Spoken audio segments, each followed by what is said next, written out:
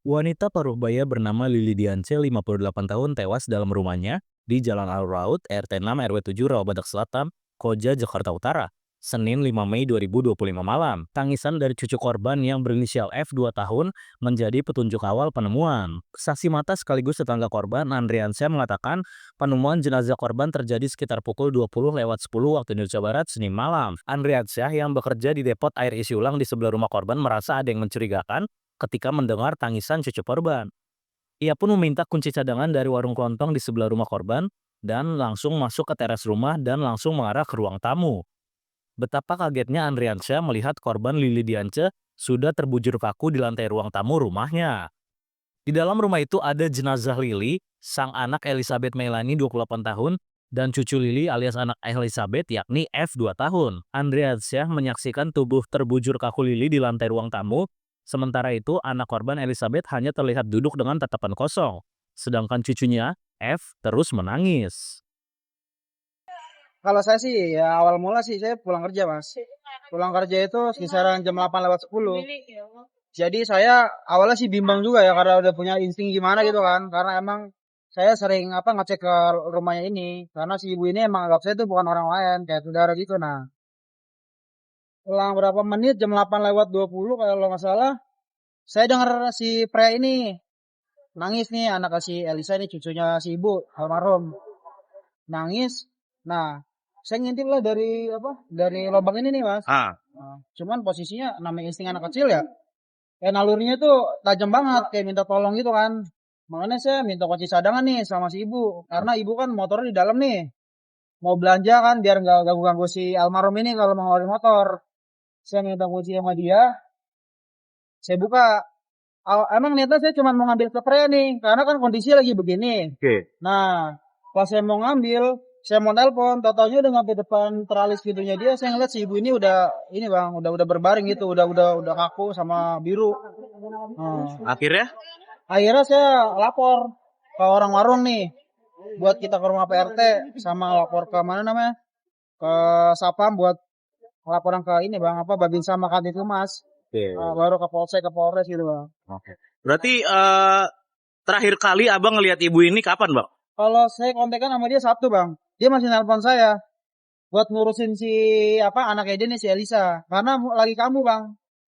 Artinya ada gangguan mental atau gimana bang? Bisa dibilang sih penyakit psikis gitu bang. Penyakit psikis ya? Psikis, kalau setahu saya. Nah, berarti sejak Sabtu sampai ditemukan Senin malam kemarin nggak pernah ngelihat lagi?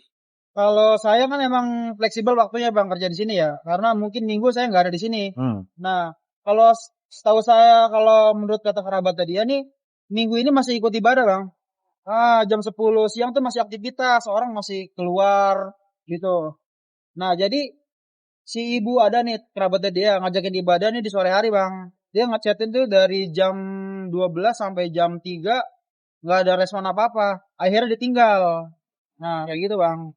Bang, sorry, pertama kali ditemukan kan kondisi almarhum ini kan sudah meninggal gitu bang.